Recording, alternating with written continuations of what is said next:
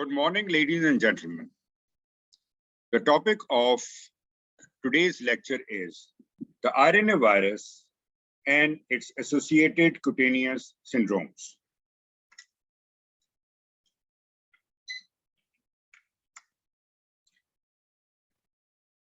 An RNA virus is a virus that has RNA or ribonucleic acid as its genetic material.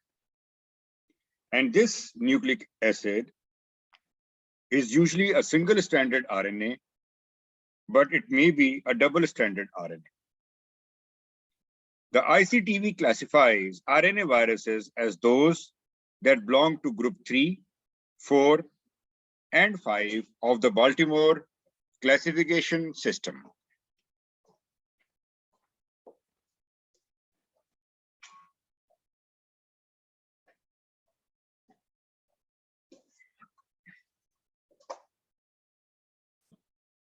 The RNA viruses, you should all know, contain the genetic material in form of an RNA strand and not a DNA strand.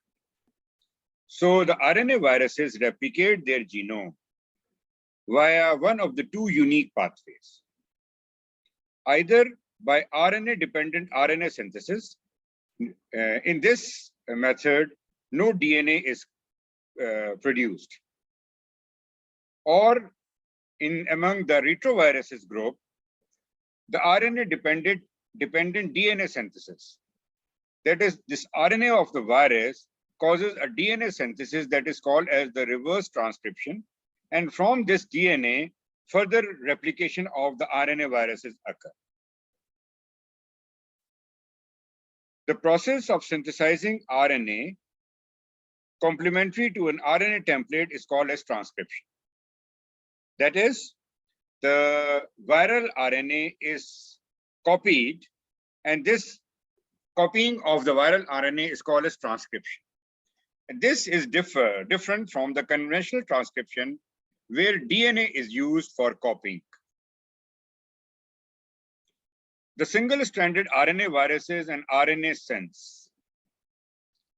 RNA viruses are further classified according to the sense or polarity of their RNA into negative sense and positive sense RNA viruses. The positive sense RNA virus is identical to a messenger RNA and thus can be immediately translated by the host. So if a positive sense RNA virus enters into the body, this RNA is taken as messenger RNA as an immediate transcription and copying occurs. While a negative sense RNA is complementary to mRNA and thus must be converted first to a positive sense RNA by RNA polymerase before the translation occurs. Double-stranded RNA virus. This is a diverse group of virus that vary widely in host range, human, animals, and plant, genome segment number 1 to 12, and viron organization T number, capsid layer, or the turrets. Member of this group include the rotavirus, which is renowned globally as the commonest cause of gastroenteritis in young children. Mutation rates. The RNA viruses have a very high mutation rates as they lack the DNA polymerase which can find and fix mistakes and are therefore unable to conduct the DNA repair of damaged genetic material.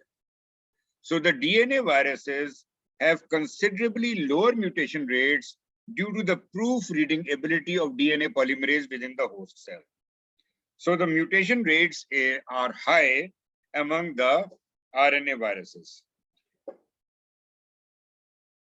Viral replication. It is a formation of biological viruses during the infection process in the target host cell. From the perspective of virus, the purpose of viral replication is to allow production and survival of its kind. Steps in viral replication. So the following are the steps that take place during viral replication. That is adsorption, penetration, uncoating, viral genomic replication, maturation, and then release. So this is the steps which are explained. That is, first of all, the attachment of the virus, then uncoating, penetration, uncoating, then a replication occurs within the nucleus, and then other further proteins are created, which are assembled, and a new genome is made, and it is released, and it gets matured. The first virus we are going to discuss today in this RNA virus group is the human retrovirus. The human retrovirus are single-stranded RNA viruses that replicate following a DNA production via reverse transcription. The DNA becomes incorporated within the host cell DNA, and then it is known as the provirus. Human T-cell lymphotropic virus 1 and human T-cell lymphotropic virus 2 have been recognized for several decades, but in 2005, two further retroviruses, that is type 3 and 4, were identified. Human T-cell lymphotropic virus 1 is found most commonly with 15 to 20 million people infected worldwide, and it's endemic in Caribbean, Central and Southern America, Southwest Japan, and Sub-Saharan Africa and Northern Iran. The human T-cell lymphotropic virus 1 was the first oncogenic human retrovirus to be discovered. It was first studied in 1977, and the virus caused adult T-cell leukemia, lymphoma, and progressive nervous system condition known as human T-cell lymphotropic virus 1 associated myelopathy or tropical spastic paresis. Transmission. HTLV-1 is understood to be transmitted primarily through direct contact via cell-containing bodily fluids, including the blood, breast milk, and the semen. The elevated presence of virus has been reported among the sexual partners of patients with HTLV-1 infection, which supports the evidence of sexual transmission. A history of unprotected sex earlier age at the first sex and higher number of partners increases the risk of transmission. And injecting drug users are also a risk factor for HTLV-1 infection. Most people with HTLV-1 infection are asymptomatic. However, serious diseases are thought to be caused by or strongly associated with this virus. For example, a lifetime risk of developing adult T-cell leukemia or lymphoma among people infected with HTLV-1 is about 5%. The adult T-cell lymphoma leukemia presents with 4 different clinical subtypes: the acute, lymphomatous, chronic, and smoldering, with more aggressive subtypes, acute or lymphomatous, representing majority of the cases. Another disease is HTLV-1 associated myelopathy or tropical spastic paraparesis. This is a chronic inflammatory disease of central nervous system that is characterized by progressive spastic weakness of lower limb, lower back pain, and bowel and bladder dysfunction. Infective dermatitis associated with HTLV-1. This dermatitis is most marked on the scalp, around the ears and nares, in axilla and groin, and on the neck. So primarily it's a seborrheic distribution.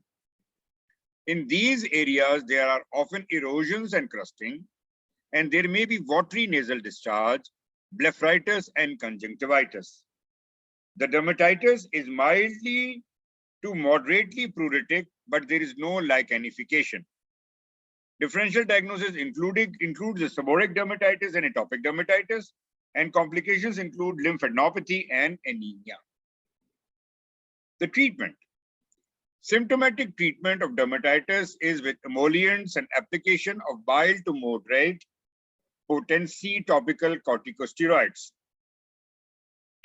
Appropriate antibiotic treatment lead to disease improvement, but relapses occur when antibiotics are discontinued. Therefore, prolonged antibiotic therapy against Staph aureus and Strep pyogenes is usually needed. No treatment is currently recommended for people with asymptomatic HTLV-1 infection. Treatment should instead focus on the symptoms of the associated disease, that is the adult T-cell leukemia lymphoma, or the spastic paraparesis or myelopathy, or the and screening for comorbidities and co-infections.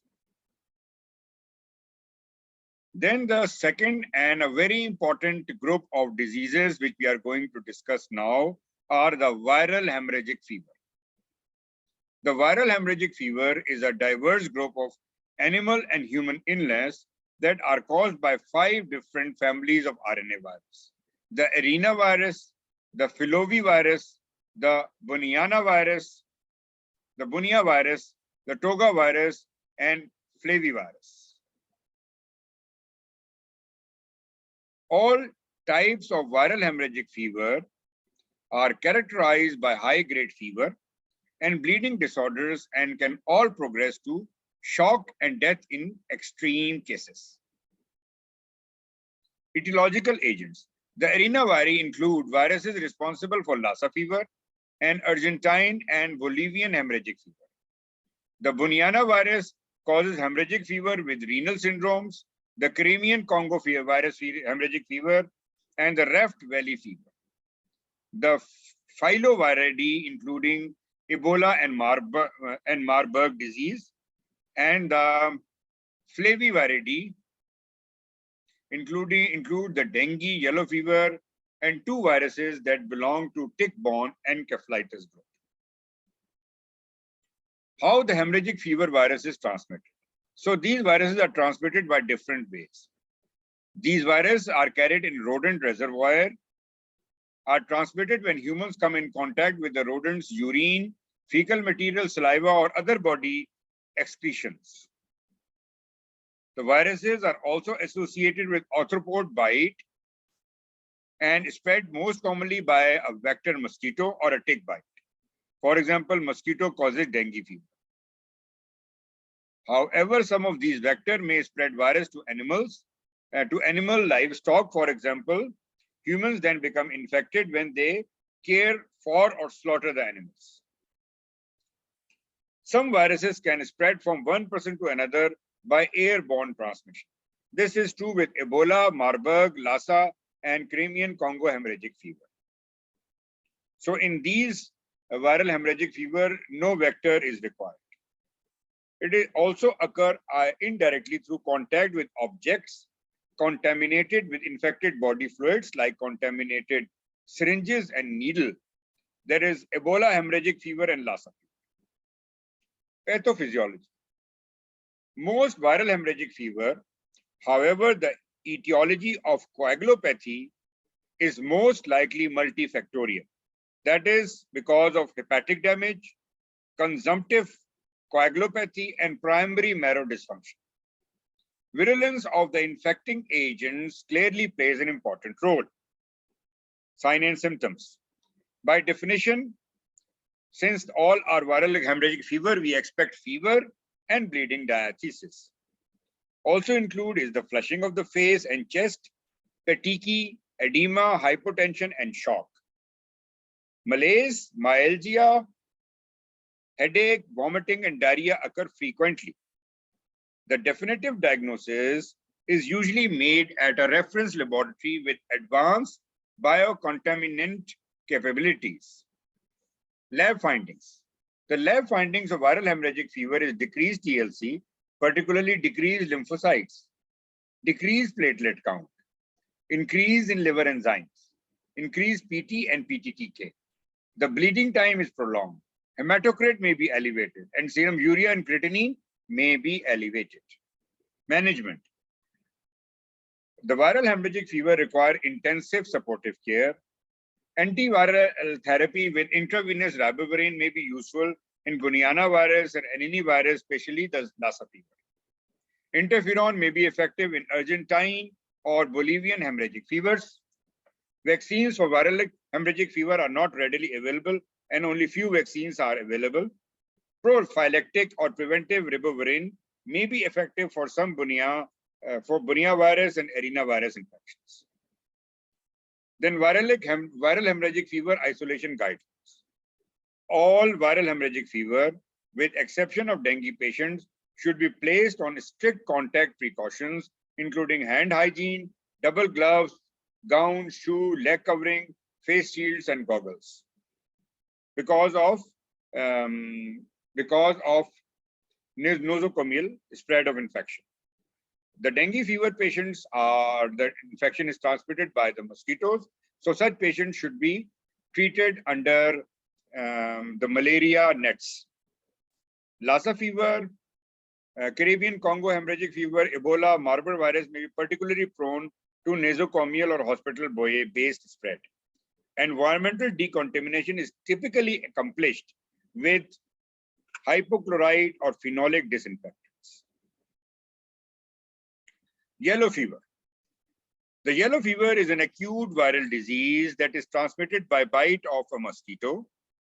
Yellow fever is an important cause of hemorrhagic illness in many African and Southern American countries, despite of the existence of effective vaccine.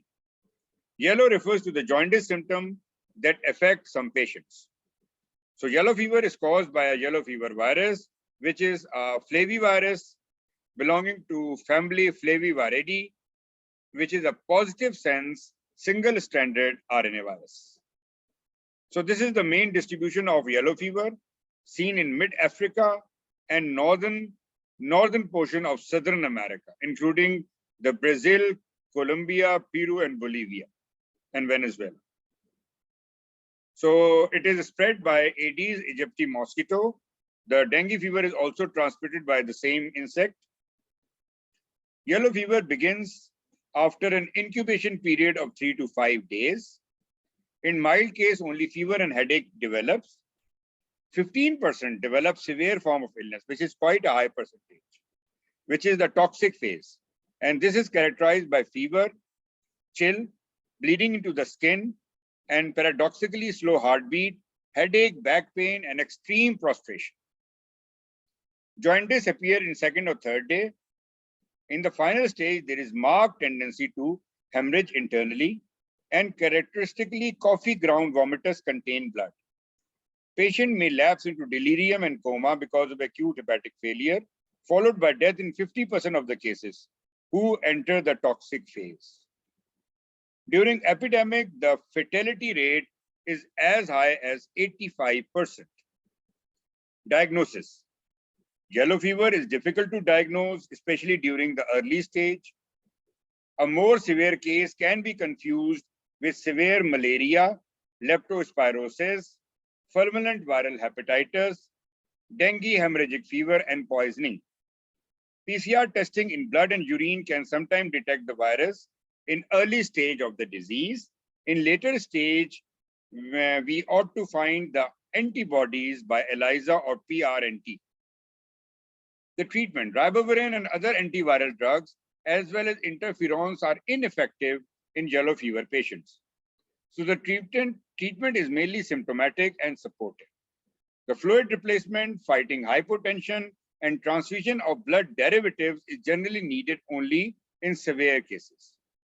Pain relief, since it's a painful disease, done by mainly paracetamol or acetaminophen. Aspirin and NSAIDs are avoided due to the risk of GI bleeding and anticoagulant effects.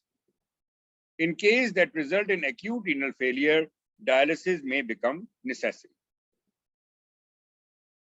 Prevention. In 1937, Max Thiele developed a safe and effective and efficacious vaccine for yellow fever that gives a 10-year or more immunity from the virus.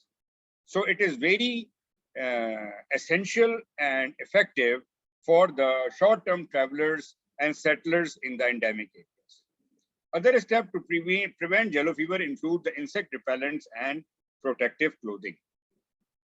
Dengue fever, the most common disease in Pakistan before the coronavirus. The dengue fever and the dengue hemorrhagic fever are acute febrile diseases found in tropics and caused by 4 closely related virus serotypes of genus Flavivirus and family Flaviviridae. And this is also known as the break-bone fever. This is a worldwide distribution of dengue fever in 2000, and the red areas indicates where Aedes aegypti is present along with the dengue epidemic. So Pakistan is included in this red area. India, Bangladesh, and Far Eastern countries are also included. And there are focal areas in Northern America, in Mexico, and some countries of Southern and Mid Africa. Epidemiology. Dengue is transmitted by Aedes aegypti mosquito and Aedes albopictus. The female mosquito that takes a blood meal from a person infected with dengue fever during the initial 2 to 10 days of the febrile period becomes itself infected. So the female Aedes mosquito will bite a patient suffering from dengue fever during initial 2 to 10 days of illness and becomes infected. But this infection does not cause any harm to the insect.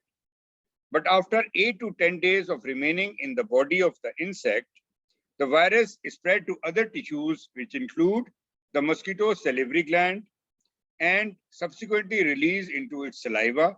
So in the next bloody meal of a non-infected individual, the virus is transmitted to that individual. Dengue virus may be transmitted via infected blood product, that is blood transfusion, plasma or platelet, but scale of this problem is unknown. So mainly it is the mosquito-borne illness. And this mosquito lives in clean water in contrast to the mosquito of malaria. The sudden onset of severe headache, muscle and joint pain, that is why it is called as the break-bone fever, and rash. The dengue rash is characterized by bright red petechiae and appear first on the lower limb and chest, and in some patients it is spread to cover most of the body. There may also be gastritis and some combination of abdominal pain, nausea, vomiting, and diarrhea. So this is erythematous rash in an early phase of dengue. Petechial rash is not prominent here. Patient with dengue can pass on the infection only through the mosquito or blood products and only while they are still febrile. The classical dengue fever lasts for about 6 to 7 days. Clinically, the platelet count will drop until the patient's temperature is normal. The causes of dengue hemorrhagic fever, cases of dengue hemorrhagic fever also show hemorrhagic pneumonia, thrombocytopenia, and hemoconcentration. What are the warning signs of dengue fever? And these warning signs typically occur before the onset of severe dengue.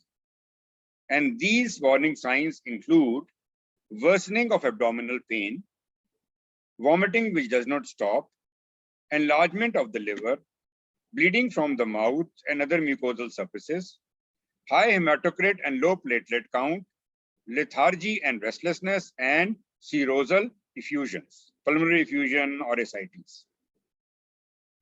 Dengue shock syndrome.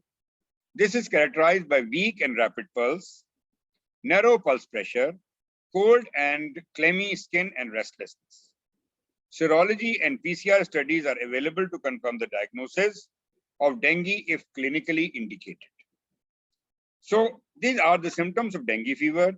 The febrile phase characterized by sudden onset of fever, headache, mouth and nose bleeding, muscle and joint pain, vomiting, and rash and diarrhea. In critical phase, the patient go into hypotension, pleural effusion, ascites, and GI bleeding. And in recovery phase, there is altered level of consciousness, seizures, itching, and slow heart rate. Classification. WHO in 2009 classification divides the dengue fever into two groups, an uncomplicated and severe. The severe dengue is defined as that associated with severe bleeding, severe organ dysfunction, or severe plasma leakage, while all other cases are kept as an uncomplicated dengue. Diagnosis. The probable diagnosis is based on the findings of fever plus two of the following: nausea or vomiting, a rash, generalized pain, low WBC count, positive 2-NIK test, or warning sign when someone is in an endemic area. The hemorrhagic tendency, that is positive 2-NIK sign, is spontaneous bruising, bleeding from mucosa, gingiva, injection sites, or vomiting blood or bloody diarrhea. Thrombocytopenia, that is platelet count less than 100,000, and evidence of plasma leak by hemoconcentration in hematocrit, which is 20% higher. Lab tests. Viral isolation can be done in cell cultures, nucleic acid detection by PCR, and viral antigen detection such as for NS1 or specific antibodies or serology. Treatment. The mainstay of treatment is supportive therapy to tackle the shock due to hemoconcentration and bleeding. The close monitoring of vital sign in critical period between day 2 and day 7 of fever is vital. Increased oral fluid intake supplemented with intravenous fluid may be necessary to prevent dehydration. Then a platelet transfusion is indicated if platelets drops to less than 20,000 or if there is significant bleeding. The presence of melena may indicate internal GI bleeding and require platelets or red cell transfusion. Aspirin and NSA, non-steroidal anti-inflammatory drugs, should be avoided, and patient may receive paracetamol preparation to deal with these symptoms if dengue is suspected. Emerging treatments. The emerging evidence suggests that the mycophenolic acid and ribavirin inhibits the dengue replication. So the initial experiment showed a 5-fold increase in defective viral RNA production by cells treated with each drug. Vaccine development. A vaccine for dengue fever is approved and is commercially available in a number of countries. As of 2018, the vaccine is only recommended in individuals who have been previously infected or in population with high risk of prior infection by the age 9. So I'm going to end my this talk here, and we'll be discussing measles and other RNA viral infections in my next talk. Thank you all for a very patient listening.